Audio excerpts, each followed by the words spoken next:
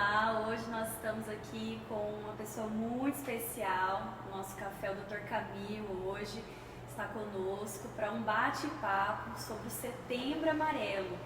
Então, fique ligado, tudo que ele vai falar, ele vai dar muitas dicas. Nós estávamos conversando aqui sobre esse assunto, é um assunto muito importante, um assunto que nós temos falado esse mês inteiro. E hoje nós trouxemos ele, temos o privilégio de ter o conhecimento do Dr. Camilo. Ele é médico, clínico geral, perito judicial e médico do trabalho. Então, que honra, doutor, tê-lo aqui conosco para esse bate-papo. E eu queria, assim, agradecer primeiramente, né, a sua participação, dizer que a gente está, assim, muito feliz e, assim, me sinto lisonjeada mesmo por ter sua presença com tanto conhecimento aqui hoje. Bem. E queria que o senhor falasse um pouquinho, então, sobre esse assunto, que é um assunto, assim, que nós temos falado tanto, mas nós sabemos que ele é muito abrangente. O Setembro Amarelo tem todo, né, um assunto, algumas patologias, algumas situações mesmo que estão por trás do Setembro Amarelo. Então, eu queria que o senhor falasse um pouquinho sobre essa percepção como médico, né, com todo o seu conhecimento, sobre o Setembro Amarelo. Em primeiro lugar, é um prazer para mim também, bom dia, né? Para mim é muito bom estar aqui no teu café, né? É um lugar muito agradável, tudo. E para nós é um prazer também falarmos a respeito desse assunto que tanto tem, né, trazido conflitos, né, em todas as famílias, não importa até a faixa etária, né, tanto idosos quanto crianças, né? Mas eu acho que é um problema que tem atingido toda uma sociedade, né? Não só no nível de Brasil, mas a nível mundial. Então, para nós é um prazer se a gente puder contribuir com um pouco desse assunto. E hoje nós falamos muito sobre ansiedade, que a ansiedade é o mal do século, né, doutor? Mas a gente sabe que a ansiedade, na verdade, ela é um comportamento natural do ser humano, e eu queria assim, que o senhor falasse quando ela se torna patológica. Todo ser humano, ele tem anseios, ele tem desejos, né? E a nossa geração hoje em dia é uma geração imediatista. Então, infelizmente, os nossos anseios de hoje, eles têm que ser resolvidos a muito curto prazo. Se não for resolvido a muito curto prazo, ele traz um grau de ansiedade que pode variar desde o normal até mesmo se tornar uma coisa patológica que faça mal à própria pessoa, né? A nossa juventude é muito ansiosa, não que outras faixas também não são, né? Mas a ansiedade é o desejo, é uma apreensão, é uma sensação de apreensão que traz alguns comprometimentos em termos orgânicos, né? A pessoa tem taquicardia, dispara o coração, tem sudorese, as mãos ficam frias, né? Então isso é normal, é natural, né? É uma apreensão de alguma coisa que a pessoa deseja ou tem um anseio, ou até mesmo alguma coisa que ela tem medo, que ela tem uma dificuldade em lidar, né? O medo também é natural, é o medo que preserva a vida, né?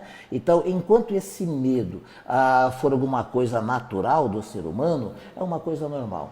Só que às vezes esse medo se transforma em fobias, que são um medo de uma coisa não concreta, um medo de coisas que ainda não existem, mas que na mente daquela pessoa se torna uma coisa, um fator realmente desencadeante de coisas ruins, tanto físicas quanto emocionais, né? Hoje, né, como trabalho como pastora, né, o senhor também trabalha dentro da igreja, é cristão. E hoje, assim, o maior desafio que nós temos é os jovens lidar com as frustrações. Eles chegam para nós e, na verdade, eles não sabem nem diferenciar o que eles estão sentindo.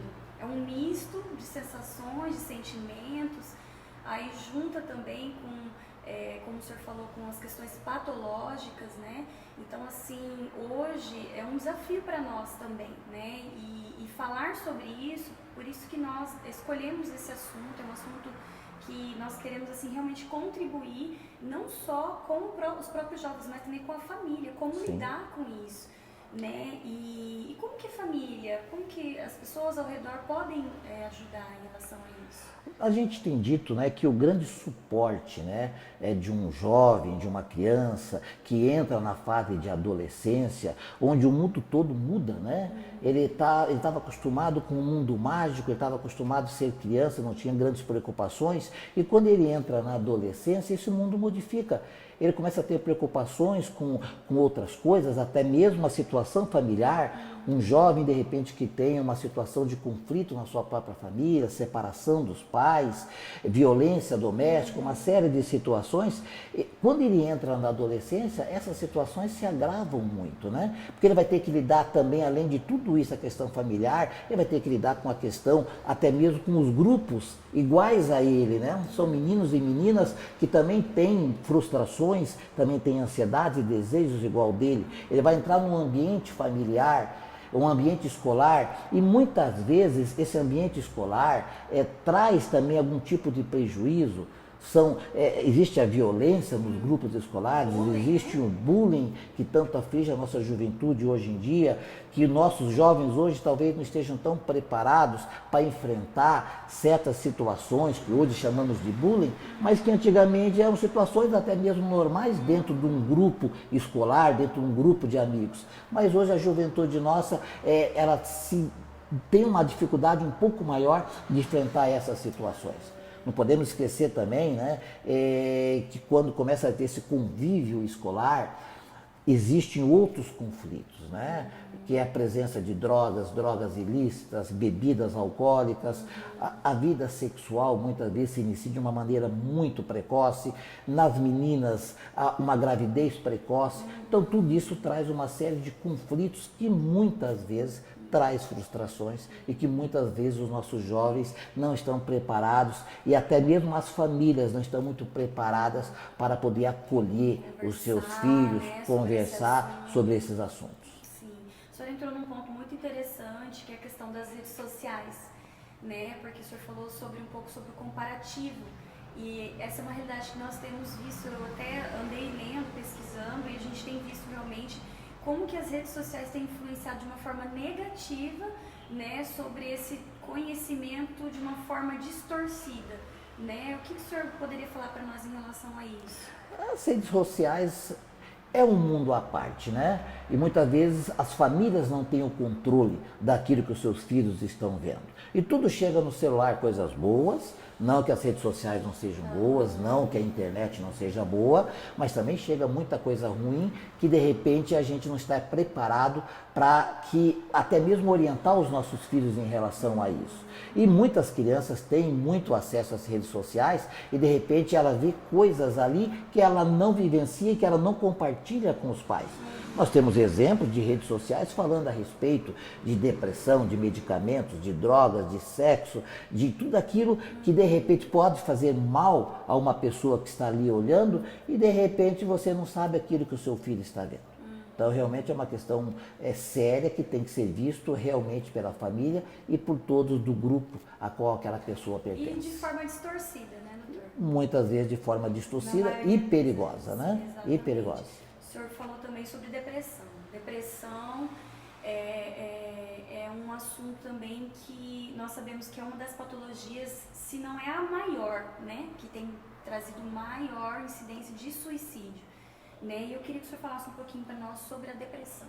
A depressão, ela é um sintoma e é uma doença, é uma patologia, que é um transtorno de humor. A pessoa fica, de repente, de acordo com alguma situação em que ela não trata bem aquela situação, ela pode reagir tanto com tristeza, tanto com depressão. A tristeza, muitas vezes, ela traz um fator de crescimento para a pessoa e ela é transitória. As pessoas, às vezes, ficam tristes com alguma situação, com alguma frustração, mas isso vem um crescimento atrás disso. E, de repente, a pessoa, em pouco tempo, ela sai daquele nível de tristeza. Não há um efeito na parte física da pessoa, nem na parte mental.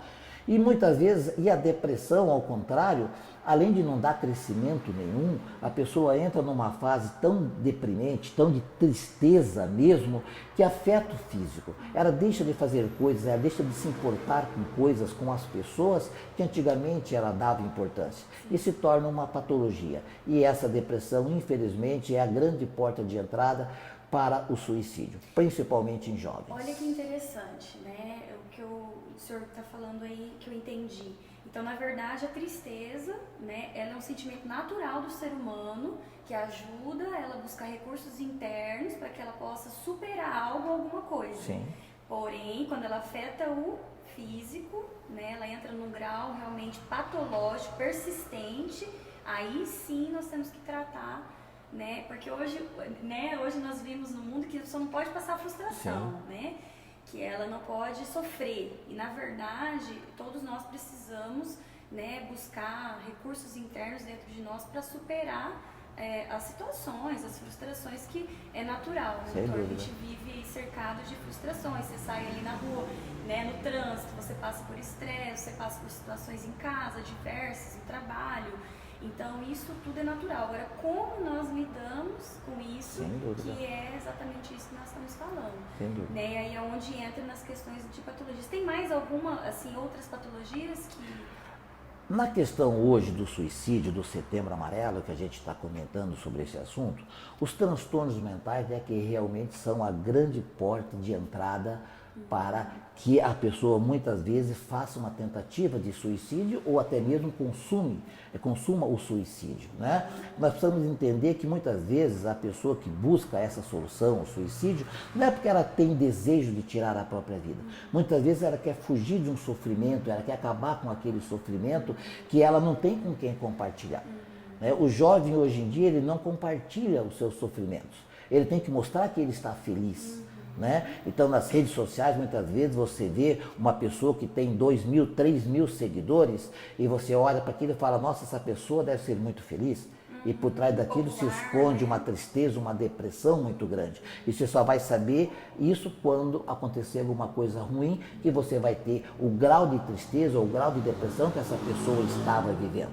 E a gente tem visto isso em redes sociais, tem visto isso na nossa vida profissional, e até mesmo escolar, ou até mesmo na igreja. Né? O jovem fala muito pouco a respeito das suas tristezas e frustrações, porque a sociedade nos ensina, e ensina esses jovens, que você tem que ser feliz, né? Que a tua felicidade é importante. Então você só vê as pessoas sorrindo na internet, mas muitas vezes esses sorrisos escondem coisas por trás daquilo que a gente não tem condição de saber. Entendi. O senhor, como trabalha também como clínico geral, nós temos, já trabalhei também, né, até quando nós nos conhecemos, na área organizacional, e nós sabemos que nesse meio, né, do trabalho, e até mesmo dentro dos postos de saúde, existem pessoas que dão muita entrada, né, com uma incidência de tentativa. Às vezes a pessoa ela não chegou ao ato em si, mas apresentou uma tentativa. Quais são, assim, as formas, as maneiras que as pessoas tentam o suicídio, que dão sinais realmente de que elas estão a ponto de tirar a própria vida? Muito comumente, eu vou dizer assim, quase que 100% das pessoas que vão tentar o suicídio, elas dão sinal. Elas mudam a maneira de se comportar, elas mudam a convivência com as pessoas, elas mudam as características físicas, pessoais, de asseio, de limpeza, e começam muitas vezes a verbalizar. Começa a verbalização, às vezes entre amigos, ela fala de repente, né, seria melhor que eu não tivesse nascido, seria melhor que eu morresse porque assim as pessoas seriam mais felizes, né? Eu não sei fazer nada, então eu sou um peso para os meus pais. Então essas coisas, quando a gente escuta, quando alguém escuta, deveria ser levado ao conhecimento ou dos pais ou de professores, para que a gente pudesse realmente atuar em relação aos sentimentos que essa pessoa está vivenciando. Existem muitos fatores de risco em relação a isso. Esses fatores de risco, geralmente, a tentativa de suicídio, ela começa com uma verbalização. O suicídio, ele tem fases. A pessoa começa a falar muito assim, esporadicamente, em morrer. Depois ela começa a ter pensamentos um pouquinho mais frequentes em relação a isso. Depois disso vem a ideação suicida, que ela já começa a pensar como que ela vai se matar. É o planejamento de como ela vai fazer aquilo. De repente já começa a vir os atos suicidas. Como? Ela planejou, mas ela vai tentar tirar a vida como? Com enforcamento, com veneno, com medicamentos, infelizmente com revólver, ou até mesmo precipitação de lugares altos, né? Esse é o ato da ideação suicida. E aí vem a tentativa. E se de repente não tiver sucesso na tentativa, né, uma, duas, três ou quatro vezes, de repente vem realmente a consumação do ato em si. Né? Mas todas essas fases, uma precede a outra, dá sinais. dar sinais para a família, para os professores, para os amigos, para a parte escolar, de que alguma coisa está errada com aquela pessoa. Né? E não só os jovens, nós temos também uma população idosa que também segue esse mesmo ritual, só que infelizmente os idosos eles fazem, as tentativas são menores. E quantas vezes o jovem tenta 20 vezes um ato suicida, o idoso ele tenta 4 vezes, até que ele consiga um intento. Se não, na primeira vez ele já consegue, porque o idoso muitas vezes ele já tenta o suicídio de uma forma definitiva. Mas os jovens, muitas vezes, ele realmente, sem querer, ele compartilha e vai dando sinais do que está acontecendo. Doutor, o senhor falou sobre idosos, né? Antigamente eu ouvia muito se falar sobre suicídio somente com jovens. Hoje nós vemos a categoria, né, dos idosos e até crianças. Né? Hoje a gente ouve crianças, né, se jogam, tem várias situações. Tem muita entrada? Como que é essa questão da criança? Quase todo suicídio, principalmente da criança e até do adolescente, tem um comportamento mental envolvido. Há sempre um transtorno mental envolvido. Mesmo nas nossas crianças, hoje em dia você vê ansiedades, você vê depressão, você vê crianças que têm algum tipo de patologia neurológica que de repente pode levar essa criança a um ato de suicídio. Nós temos outras doenças, temos as psicoses, temos as neuroses, que afetam também a população infantil. Né? Tem pessoas, tem crianças hoje em dia já tomando medicação psiquiátrica desde a fase mais tenra da sua vida. E os idosos é diferente, os idosos hoje em dia, pelo fato do isolamento social que eles são submetidos, a pessoa muitas vezes pensa assim, nossa, ele é idoso, já passou por tantas dificuldades na vida, criou a família, ele nunca vai pensar em se matar. Mas o suicídio em idosos é mais frequente que em todas as outras faixas etárias. Porque muitas vezes o idoso, ele chega a uma fase da vida dele, ele começa a perder o contato com seus familiares, o abandono dos seus filhos, as pessoas saem de casa, incapaz, né? Se sente incapaz, as frustrações de repente de coisas que ele almejou e de repente ele não alcançou. Né? E esse isolamento social que muitas vezes o idoso é submetido leva ele ao suicídio. Muitas vezes nós mesmos erramos, levamos nossos pais de repente para consultar com o médico e não deixamos que ele fale. A gente fala por eles. Então a gente mostra para eles que a incapacidade que eles estão vivendo acaba sendo um peso para a sociedade. E isso começa a levar realmente as pessoas, os mais idosos, ao suicídio. Não esquecendo também a questão alcoólica, dificuldades financeiras. Muitos idosos hoje, de repente, que têm uma situação mais confortável, acabam emprestando o seu nome, aquele dinheirinho que ele tem para familiares ou para amigos, e acabam eles envolvidos em dificuldades financeiras. E muitas vezes eles acabam achando que a única maneira de resolver essa situação é o suicídio. E a pandemia, né? Hoje se fala muito sobre o distanciamento, né? O isolamento ele foi necessário por um período, mas hoje nós sabemos que nós podemos nos relacionar, né, mesmo respeitando o distanciamento social. E eu sei que, até lendo, né, em muitas matérias, agora tem se falado que provavelmente, né, pelos indícios, o número de suicídios pode aumentar, né, por conta da pandemia. Por quê? O homem em si, ele é um animal social. E vamos colocar aqui nós, principalmente o brasileiro. Né? Ele tem aquela afetividade, ele gosta de ter aquela intimidade com outras pessoas, de conversar, beijar, abraçar, dar a mão. Você conhece uma pessoa hoje e já está cumprimentando como se fosse um grande amigo seu. E de repente veio a pandemia e fala, vocês têm que se distanciar. Não só de amigos, mas também dos familiares, do pai, mãe, dos avós. E isso tornou o nosso tipo de convívio de uma maneira muito dificultosa. E não podemos esquecer hoje, né, quando nós colocamos que a resiliência hoje, não só nos jovens, mas também nos adultos, é muito difícil. Muitas vezes com a pandemia, com esse isolamento social, que nós fomos obrigados, claro, muitas vezes de uma maneira necessária, mas muitas vezes de uma maneira exagerada, que não precisaria ser desse tipo de situação.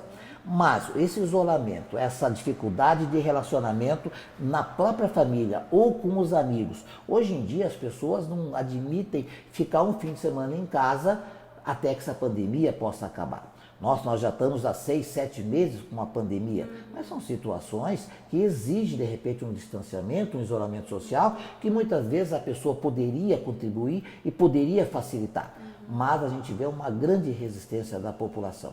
E é claro que você ficando em casa, as crianças não estudam, as crianças com conflitos muitas vezes dentro de casa, com os pais também se conflitando entre si, uma dificuldade econômica que também veio da pandemia, que afligiu também as pessoas dentro das suas casas. Então isso tudo leva a uma crise de ansiedade, quando isso vai passar, quando isso vai acabar, leva à depressão, porque pessoas estavam acostumadas a um ritmo de vida, de repente teve que mudar tudo. Então a ansiedade, a depressão, ela veio com muito mais força e encontrou de repente uma família não estruturada dentro de casa, onde eles têm que conviver entre si, e para você ver, o número de divórcios aumentou muito durante essa pandemia. Por quê? Porque, infelizmente, nós estamos nos preparando para a gente se relacionar com pessoas de fora e esquecemos de relacionar com as pessoas de dentro. É muito fácil você dar uma opinião vaga para um amigo que não te conhece, mas dentro de casa você tem aquela sua opinião, muitas vezes em conflito com a maneira com que você age dentro de casa. E isso é visto pela família. Então, muitas vezes, aquilo que você passa para fora, dentro de casa você não consegue passar. Né? Então, essa pandemia contribuiu muito para as pessoas se conhecerem e também para saber até que ponto que eu consigo viver em harmonia. E até mesmo dentro da igreja, né? Hoje a gente tem visto, apesar do distanciamento, de todas as regras, a máscara, álcool em gel, né? E nós temos visto assim pessoas apavoradas, com medo mesmo de sair de casa, com medo da morte, né? Hoje o que mais ouvimos dentro assim da igreja, como uma massa, né, de pessoas, é o medo de morrer. Sim. Né? As pessoas elas têm assim reafirmado e aflorado realmente um medo, né, que eu creio que talvez estava adormecido, sim, né, doutor? Entre tantas outras coisas. O coronavírus, a doença, o Covid-19, é uma doença muito nova, que muitas vezes você vê pessoas que têm uma condição de saúde boa e você vê que adoece, vai para o hospital e infelizmente acaba falecendo. E vê pessoas que de repente teriam condições de ter uma doença mais grave e de repente se saem bem de uma situação dessa e voltam para casa. Mas então é uma coisa que você não sabe até que ponto que você está ou não está num grupo de risco. Né? Então realmente isso causa um medo muito grande. E todos, a grande maioria da população tem medo da morte. Principalmente quando você acaba às vezes internando e não vendo seus familiares mais e de repente acaba falecendo dentro de um hospital, a família toda vendo isso. Então isso realmente traz um pavor muito grande.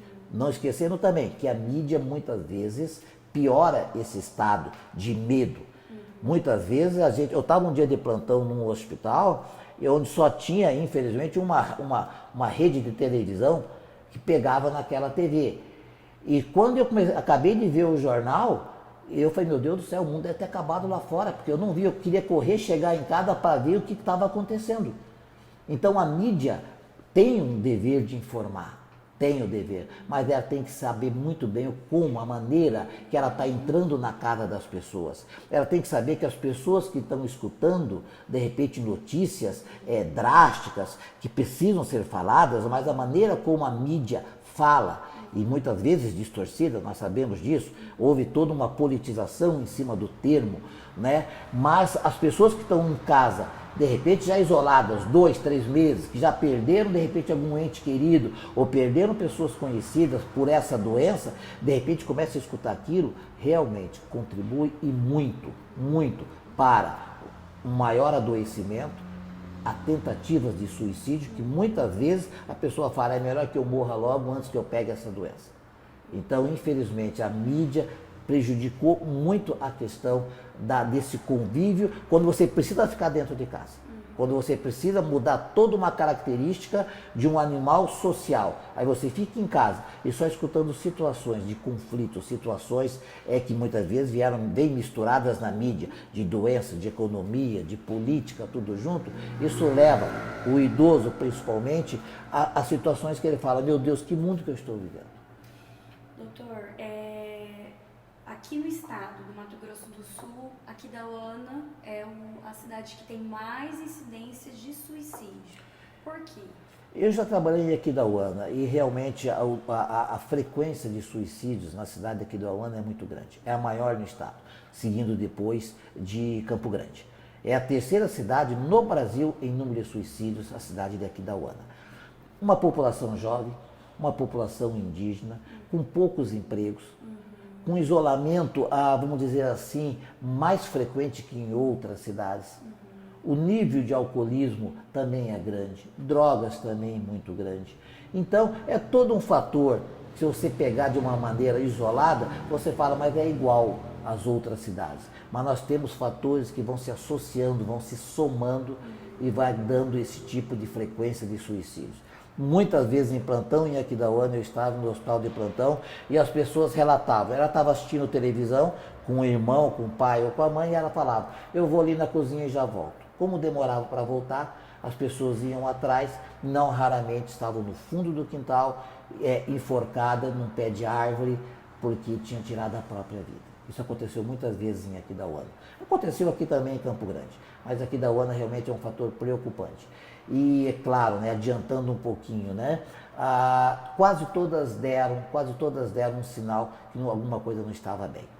Né? Mas aquilo vai passando, a gente vai ouvindo, a gente vai achando que é mito, que quem quer se matar não fala, e vai achando que não, nunca vai falar, ela só fala, nunca vai fazer. Né? Mas tudo aquilo que a gente escuta, tem que saber muito bem que pode ter sido uma porta de entrada para que a pessoa possa cometer uma tentativa de suicídio. E como que é a melhor forma de nós ajudarmos, né? Ou como família, como colega, ou realmente convivendo com essa pessoa, até no âmbito profissional mesmo, né? Qual o melhor tratamento, o que o senhor usaria?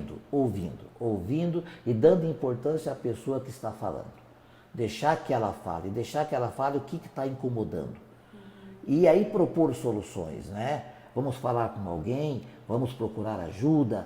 Tem hoje telefones que você pode ligar e pedir ajuda se você não quiser ir presencialmente. Ou sempre tem alguma pessoa que a pessoa gostaria de ouvir, né? Então você acha que tem, primeira coisa, se você é amigo de uma pessoa que está falando em suicídio, em morrer, você notou algum comportamento diferente naquela pessoa, chegar e conversar. Porque o jovem, ele realmente não fala. Mas se ele falar, dá essas suspeitas que alguma coisa não está bem, você tem que ouvir a pessoa, conversar com a pessoa e procurar ajuda. Né? Muitas vezes as terapias ocupacionais, as terapias com psicólogo, com psiquiatra, que vai ser o primeiro ponto de ajuda para essas pessoas. Qual é a situação que está levando aquela pessoa ao conflito, ou jovem, ou mais idoso? É a questão econômica, são as drogas, é o alcoolismo, é o sexo, é uma gravidez. Então sempre há uma situação envolvida. Né? O transtorno mental, existem hoje medicamentos antidepressivos que são muito bons em relação à própria patologia. Mas a primeira coisa que ser feita é ouvir a pessoa que está verbalizando alguma situação de conflito. Ouvir da maneira correta, né, doutor? Porque sim, sem dúvida. Hoje a gente escuta muito, principalmente com jovens, né? O pai, às vezes, dizendo, é frescura, não, né? E já há uma dificuldade de se abrir, né? Até quando os jovens chegam na igreja para nós, até com a gente, que às vezes é de fora, que vai agir com uma neutralidade, realmente eles levam um tempo para que eles possam confiar e abrir realmente os conteúdos, e eles não abrem de uma vez, eles vão abrindo como, né, um processo. E aí quando a gente inicia um processo dentro da igreja, mas aí a gente já consegue ajudar aqueles que se permitem, né? Porém, a gente sabe que existe uma massa que não não chega, né, para nós. É por isso que não existe mais somente um núcleo familiar que vai resolver o problema, né? Nós estamos globalizados, então muitas vezes o núcleo familiar, o núcleo escolar, o núcleo profissional tem que estar envolvido, né? Para que realmente a gente consiga um bem-estar daquela pessoa. E o bem-estar é social, é mental. Muitas vezes ele tem conflitos na escola, não tem na família e não tem na vida profissional, mas ele tem na escola, tem na faculdade, tem dificuldades de aprendizado. Tem pessoas que têm uma dificuldade de aprendizado, uma dificuldade intelectual. E ele pode se sentir um peso para a sociedade. Na família ele vai bem, em outros lugares ele vai bem, mas ali no seu núcleo escolar é que ele dá os sintomas, em que ele fala que realmente ele é um peso e que não consegue acompanhar a turma. Muitas vezes isso no grupo familiar ou no grupo profissional, pessoas que têm fobias, que têm dificuldade de relacionamento em grandes multidões, que começam a expressar os seus medos, as suas fobias com pânico, um síndrome do pânico, que a gente não comentou ainda, pessoas com fobias excessivas, medo de cachorro, medo de elevador, medo de grandes multidões. Então, isso aí tudo são indícios, são sinais de que aquela pessoa está com conflito. E aquilo que você falou no começo, né? E vai levar a uma frustração. Porque aquilo que ele estava planejando não vai ser alcançado. E essa frustração, se você não tiver um grau de resiliência muito grande, vai acabar levando, infelizmente, a uma tentativa ou até mesmo ao suicídio. Não podemos esquecer, hoje em dia, as drogas psicotrópicas são de muito fácil acesso. Então, hoje todo mundo tem perto de si medicamentos que podem levar a uma tentativa de suicídio, né? Então temos que tomar cuidado com esse tipo de situação. Agora, ouvir o que a pessoa tem para dizer quando ela se dispõe a ouvir. Doutor, nós sabemos que o pânico, né, já que o senhor tocou nesse assunto, por exemplo, a pessoa sofre um acidente de carro, um exemplo, né? Aí ela vai levar um tempo, ela sofre trauma e aí ela tem o pânico de dirigir. Aí é algo que nós, até como psicóloga, é compreensível, né? Após o trauma, leva um estresse pós-traumático, né? Porém, a gente sabe que o pânico também tem acometido muito pessoas de todas as idades, né? Pessoas assim que realmente têm se sentido limitadas e não conseguem estar diante de uma situação ou diante das pessoas por conta do pânico, né? Como que isso também pode assim, ocasionar, levar a pessoa a uma tentativa de suicídio? Veja bem, o pânico em si, ou a fobia, ou a ansiedade, ou a depressão, ela vai levar a uma situação de conflito. E muitas vezes esse conflito é uma situação de frustração. E muitas vezes a pessoa pensa que a única maneira de ela se ver livre daquele sofrimento é morrendo. Muitas vezes ela não queria tirar a própria vida, mas ela queria ficar livre daquele sofrimento. E isso é perigoso. O trauma, normalmente, tem duas terapias para o trauma, que seria o grupo, uma terapia de grupo, uma terapia de grupo ou uma terapia individual, antes do tratamento farmacológico. Conversar sobre assuntos, sobre aquela situação que levou ao trauma, aquele estresse. Tentar resolver fora do tratamento farmacológico uma situação em que ela possa ser resiliente em relação àquele assunto. E se não tiver condições, drogas psicotrópicas, antidepressivos, fluoxetina, mitriptilina e outros fármacos. Para nós finalizarmos, né, se o senhor pudesse dizer, tivesse alguém que estivesse nos assistindo, que estivesse pensando, né, diante de todas essas situações, estivesse pensando em tirar a sua própria vida, o que o senhor diria para essa pessoa? Eu diria para conversar, para falar com alguém, verbalizar o que é aquilo que está te afligindo. Converse com alguém, converse com o seu pai, com a sua mãe, com o seu pastor, com o padre, com alguma pessoa que você confie, que você possa dizer, olha, tem situações que eu não estou bem e que eu preciso me abrir, preciso conversar. Você pode me ouvir? Né? Então você tem que conversar, tem que falar a respeito de situações que possam estar levando a esse estado. Muitas vezes, se as pessoas falam de 20 tentativas de suicídio, é porque a pessoa não quer morrer. Ela quer simplesmente amenizar um sofrimento. E muitas vezes, você conversando, falando, procurando ajuda no grupo familiar, no grupo escolar, no grupo profissional, nós sempre temos pessoas que estão dispostas a nos ouvir.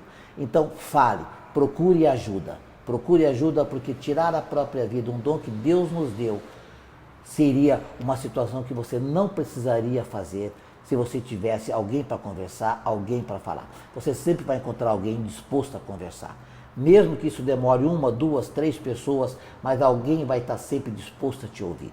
Converse, fale sobre aquilo que você está sofrendo, sobre a situação em que está te afligindo. Bom, doutor, mais uma vez quero agradecer, né, pela sua disponibilidade. Eu que agradeço. Sei que uma agenda de um médico com tantas, né, responsabilidades como o senhor é muito cheia, né, de atribuições, plantões, uma jornada intensa, mas mesmo assim o senhor disponibilizou estar aqui conosco, dizendo o quanto que a vida de cada, né, indivíduo é importante. Nós sabemos que realmente cada um tem o seu valor. Eu que agradeço, como médico, né? Estou fazendo um papel meu também como profissional, né? Nos colocando à disposição para que realmente as pessoas possam até nos procurar. A Thalissa tem o meu contato, né? Pessoas que de repente precisam de uma conversa de um médico, de um amigo, e também como cristão, né? A gente está sempre disposto a ouvir as pessoas para que realmente a gente possa ser útil, né? Se você conhece alguém, né, que precisa dessa ajuda, desse suporte, desse apoio, nós sabemos que, como eu disse, a sua vida é muito importante, a sua dor tem valor, nós estamos interessados em te ajudar. Então, procure ajuda. Se você quiser nos mandar uma mensagem no particular, no privado, pode nos mandar. Ou até mesmo conhece alguém, quer compartilhar, marque alguém, né? Compartilhe com essa pessoa para que ela também receba essa ajuda.